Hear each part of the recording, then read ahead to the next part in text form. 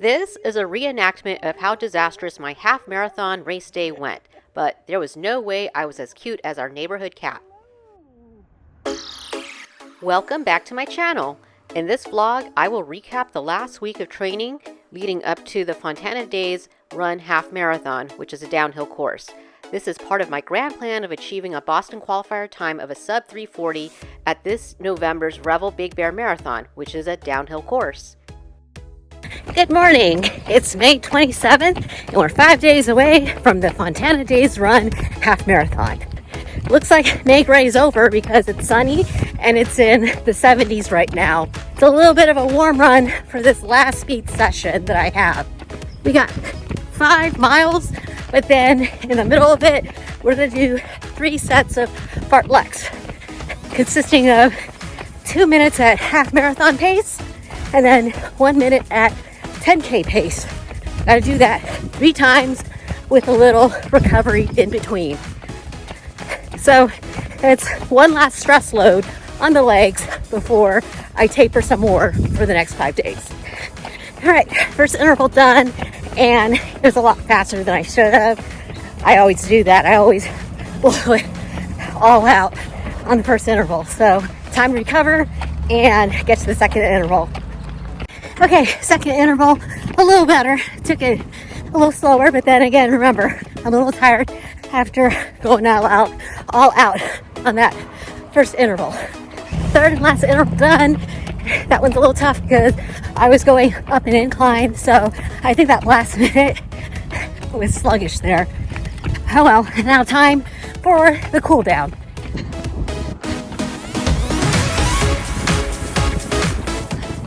That was a hot one. It's 75 degrees right now. This was my first heat training all month because it's been May Gray all the other weeks. Still, it was an extra boost to the speed workout today. After all, it's going to be warm on Saturday for the race, so I better get acclimated to this weather anyways. Looking at the intervals, yeah, I hit the paces that I was supposed to, or at least came close to it. But the big point was I was supposed to run faster than that last minute, which I did. You know it's race week in the household when I'm cooking up some sauce for the pasta. There you have it, meal prep for the week done.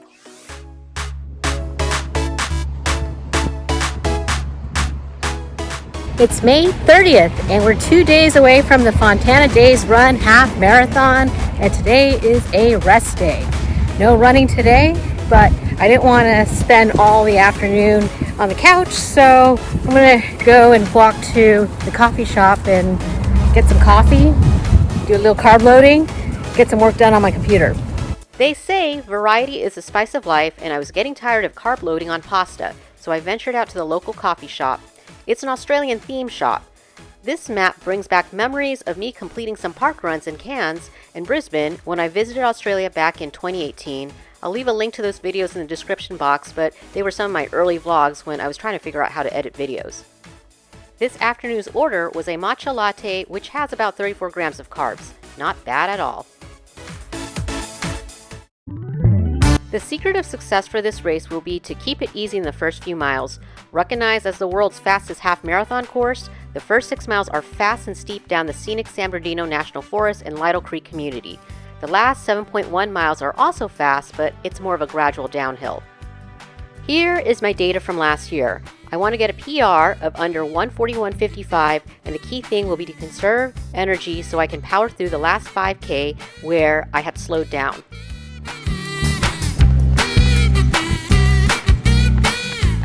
Good morning! It is May 31st, one day before the Fontana Days Run Half Marathon. Yes, that's tomorrow. Less than 24 hours because it's almost 10 o'clock. Yeah, I know, I got off a late start today. But, you know, sleep is part of the recovery process, right? So just here doing a 20-minute shakeout run. Although in the last mile, I'm going to put in 4 sets of strides just to get my legs used to going really fast. Because tomorrow it's going to be fast. It's all downhill. See, Fontana Days Run visor from last year. I probably won't wear it because I'll probably lose it on the hill. And there we go, 20 minutes done. That shakeout run was a confidence boost as I had completed my strides at 6:57, 6:29, 6:29, and 6:30 minute per mile pace. This was done on a flat surface in my bulky running shoes. I expect it will feel easier running downhill a minute slower tomorrow. Training for the Fontana Days run half is officially done with that 20-minute shakeout run in the books. The weather today is gorgeous for running because it's cloudy, but I was looking at the forecast tomorrow. It's going to be sunny and a little on the warmer side in the 60s. Yeah, that is warm for running. I felt good with the shakeout run. Nothing hurts, and I was able to take off pretty fast for those 4 sets of strides. I'm gonna have to remember to dig in deep because those last 5Ks are gonna be the hardest. I just have to remember that the entire race is downhill, even though the last 5K doesn't seem like it, but it's just that the decline isn't as steep as the first mile. But I looked at the data from last year, and I also looked at the map. No, it is still going downhill no matter what. Time to continue the carb loading by getting some coffee. That new drink caught my eye. It turns out it has 38 grams of carbs in a grande serving. Oh yeah, there's some coffee to all that sugary goodness.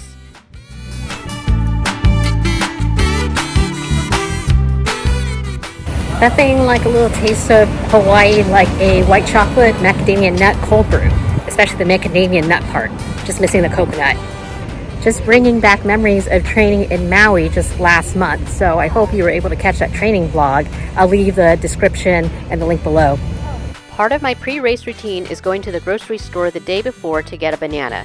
I'm picky when it comes to bananas, so they would be overripe had I bought one earlier in the week when I did my grocery run. I'm really missing Maui right now, these cute little pineapples, but they're not going to make for a good pre-run breakfast tomorrow.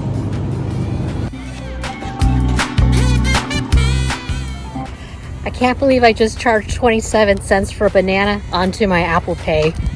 Thank goodness for Apple Pay, because I wouldn't want to carry 27 cents in my running belt right now and have it jangling. There you have it. Here's my flat lay for the Fontana Days run half. As far as the shorts go, I'll be wearing my trusty Lululemon shorts that have side pockets because I'm going to be sticking these energy gels into those pockets, along with some salt tabs. Since this is a downhill race, I know my quads are not going to be happy from the sodium loss. And of course, for the shoes, I will be wearing the Nike Vapor Flies. For my pre-race dinner, got some udon.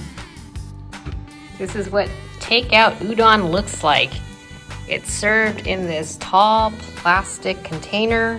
I also have some tempura and sushi, plenty of carbs and sodium for tomorrow's race. It's finally the morning of the race, and I woke up around 3:15 a.m. to get ready, taking in plenty of carbs and sodium with this Morton 360 drink that I will down on my over an hour drive to Fontana. Well, this is not good. What the heck? It's only 4:17. I'm trying to get onto the 405 to get onto the 105 to go inland, and I am stuck here.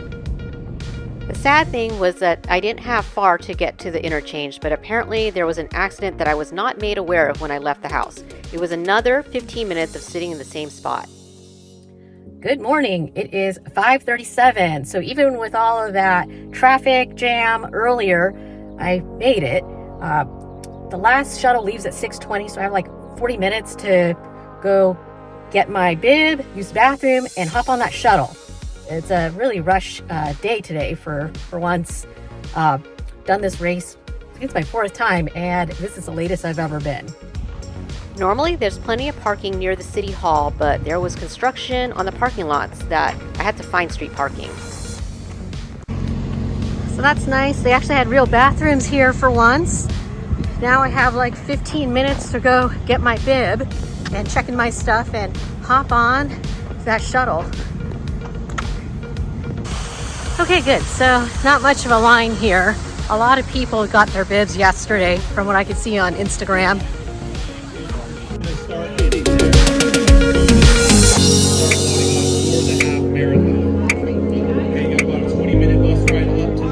Funny, my bib was on top of the stack, so that was the easiest thing I experienced all morning. It is 5:58. I just dropped off my bag. I'll tell you, this is the latest I've ever gotten here. Okay, good morning all athletes. You just have 20 minutes. 20 minutes. 20 minutes till the last departure for the half marathon.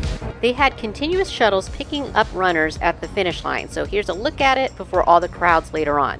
I hope to be powering through here in a couple hours. The start of the race is at the Applewhite Campground in Lytle Creek.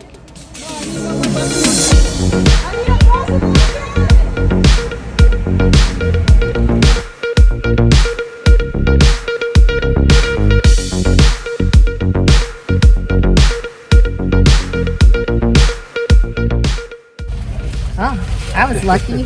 The door opened right in front of me, so got on pretty quickly. So long, Fontana City Hall. We ventured off on the 30-minute ride up to the start. It was basically a preview of the course since there's only one way up and down. The overcast weather looked promising for a PR. I was not looking forward to running in the sun or heat, so the cloud cover was going to make everything feel easy. As for my race goals, my A goal was to get a PR of under 1:41.55. My B goal was to run a sub 1:45 because that would put me in good shape for a BQ in Big Bear in November. My C goal was to finish a sub 1:50 because I've always done so in my previous running of this course. All right. Well, good morning and thank you so much for joining us. This is going to be the 69th annual Fontana Days run, so thank you for being here. Now, some may say that we're taking the easy way out by running a downhill course. True, running downhill does have its speed advantages and decrease your perceived rate of exertion. However, you have to be mindful in running a long distance downhill race because you can injure your quads and the last part of the course will feel like running in molasses. All that time you banked up early in the course from the steepness will be lost in the gradual downhill in the second half of the course. Believe me, I know and can recall the times I had to walk through parts of that last 5K. This is why I think the Fontana Days Run half is a good simulation for Big Bear in 5 months. Also, it's a fun course to be zipping down the mountain and through the forest. Not all races have to have a time goal. Sometimes you race for the pleasure of it. Before you know it, we arrived at the campground. It was a smooth ride, and I'm always amazed how a local race like Fontana is more well organized with busing runners up to the start. Not throwing any shade at New York City Marathon. It's a little nippy up here, but it's all right. It's only about a half hour before start time, so I'm gonna go use the porta potties. They had plenty of porta potties at the start, so you didn't have to wait too long. Reminds me of CIM. There was even time to enjoy a bit of nature because, after all, we're in the middle of a forest. Don't worry, this isn't gonna be a trail run. It actually is a road run. We got 13 minutes until start time, so I'm gonna try and make my way to the start area. Racers, you are clear to head to the start line. Make your way. Don't trample, don't stop. This is it. It's the moment I've trained for. I've been nailing my speed sessions and most importantly, got my mojo back with running after losing it earlier in the year with my disappointing marathon performances. I felt good about this race.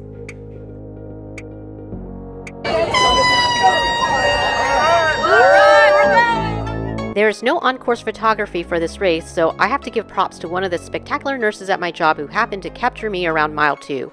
I was nailing my paces according to my coach's race plan for the first 4 miles around 7:40 minute per mile. Then disaster struck around 4.5 miles. I'm okay. Okay. All right, okay. Took a nasty spill there. I didn't see a pothole. I've never fallen in a race, so I was mortified. Well, I can cross that off my bingo card. I've never fallen in a race. I've, had my ankle turn, but never to the point where, that I actually ate gravel. It's all right. At this point, not going for a PR, just finishing is going to be the goal. I didn't have much of a choice but to finish. I'm not sure how I could have taken a DNF since it didn't seem like there was a way to retrieve me this high up in the course. Well, nothing's broken, but my right ankle's sprained. Just a flesh wound, right? Tis a flesh wound. Okay, just gonna walk it off a few more minutes here and then I'll get back to running, but I'm just gonna take it gently. It's just a little disappointing because this is my favorite course for the half and I just ate it. I just did not see that pothole. On further review of the clip, it turns out I tripped over a rumble strip, as one of my running friends later pointed out. That was the offending rumble strip that I did not see, and my right foot had gotten caught in it. Okay, here we go. Ankle's a little janky, but we'll just have to make do. I was in no shape to go back to my aggressive race pace, so I decided to let my right ankle and bloodied knees dictate what felt comfortable. After all, it's a straight shot down to the finish line. Hey, see the 5K start, 10 miles left into the race, so we have 5K left. Gotta take it home now. Alright, just gotta suck the pain up for another 5K. Here we go, last 1.1 miles. We can do this. Okay, keep embracing the suck. Embracing the suck. 1.1, 1.1. We can do it. I couldn't believe that I ran nonstop after that fall to the finish line. My right ankle was throbbing, but it held up so I could cross the finish line. I was thankful that this was not going to be my first DNF.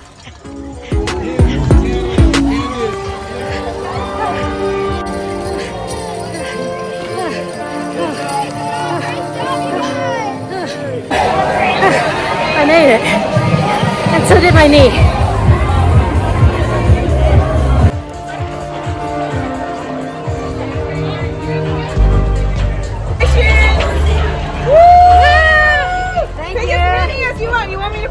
Oh yeah, thank you. Oh yeah, banana. Congratulations. Oh my gosh, now everything is hurting. So my right ankle hurts. I'm pretty sure I sprained it. And my knee is looking pretty nasty down there. But first things first, gonna go get my bag claim. I attribute my ability to finish that race to my consistency with keeping with my coach's training plans for the past 1.5 years. Nobody sees the early mornings, hot summer speed sessions, or the weekend long runs. They see the finisher photo without being aware of the grind behind it. 1:47.12 with an average pace of 8:11 minutes per mile, which is faster than what I need to run to qualify for Boston.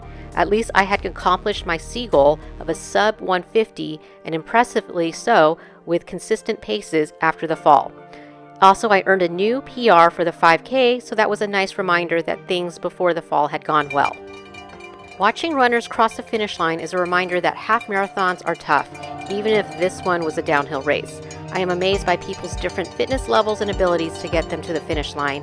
Crossing that finish line, no matter how you got there, is a huge accomplishment. Normally, I would have stayed longer to check out the vendor booths, but I just wanted to get home and take care of my injuries ASAP. My knees needed to be wrapped up. Falling during a half marathon isn't the end, it's just part of the journey. Picking yourself back up is where true strength and determination shine through. So next time, if you hit the ground, remember, you have the power to rise again. Now, the walk back to my car. At least I completed my C goal, which was to sub 150. Of course, that race was not the race I had in mind with all my training these last few weeks. It could have been a lot worse. I mean, I could have broken something, but no, I definitely sprained my right ankle. Doesn't feel good right now. And I got some major road rash on my knees and my right elbow. But isn't a half marathon a metaphor for life? Like when you fall, you just gotta pick yourself back up and get to the finish. Thank goodness that this course was downhill, because that was the only way I was gonna finish, was it being downhill. There's only one direction to go. Also, I didn't hit the wall, although I ate the curb, right? Or ate the concrete. I didn't feel winded in the second half of the half. I mean, I did slow down, but that was more due to pain. I wanted to go a lot faster, but my knees and my right ankle, they just weren't having it. But I'm gonna take today as a mental toughness exercise. Things didn't go right, but I didn't give up. Just had to reframe my goals. So A goal was gone, which was to get a PR. B goal was gone, which was the sub 145. But hey, at least I got my C goal.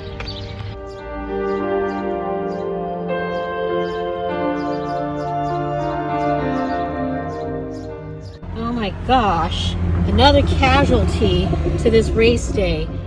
This was my favorite sock too. Now let's check out the goodies in the gear bag, which I ended up having to throw away because it had touched my knee and got bloody. But here is the race shirt. I really like the colors because it matches my nail polish. I did not plan this at all. It was just a pure coincidence. Here's a finisher pin, pretty cute. Had all the instructions about the race. There's the medal. This here is an ultra travel size chapstick. Definitely will pass TSA. Some running socks and a free bag of Kachava if I enter the code. Oh, and then here's a caffeine drink or sports drink. Not bad.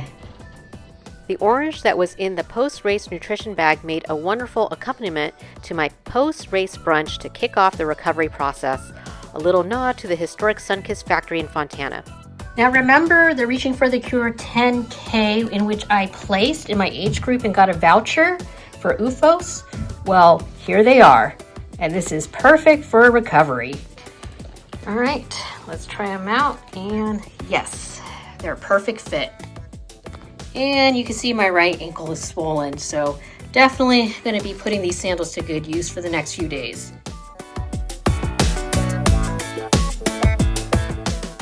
Eventually, the swelling will go down and the road rashes will scab over. The medal is more of a reminder of my battle wounds rather than just a race finish. It's important to keep moving because downhill racing puts a lot of stress on your quads. It's the day after the half marathon and I'm out here doing a little recovery walk.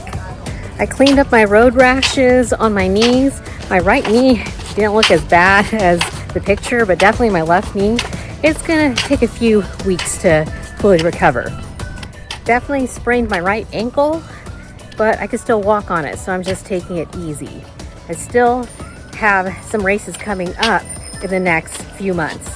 So for now, going to rest and recover, and my next race will be in September at the Revel Big Cottonwood Half Marathon. And yes, it's downhill, and I hope not to fall. Oh, the short-term memory of runners. As a second shot at a downhill half in preparation for the BQ attempt at the Big Bear Marathon in November, I signed up for the Revel Big Cottonwood Half in September. Turns out that maybe I do need more practice at running downhill, and I was looking for another course that had a steep drop. Race day doesn't always go as planned, yet running isn't always about having fast times. It's about resilience and making do with less than ideal situations. The course might be rainy, hot, or have dangerous footing, but you have to adjust to the current conditions. It's also about building a strong aerobic base through weeks and months of training, which is what saved my race performance. Thanks for watching, and I hope you'll continue to follow me on my journey to a BQ.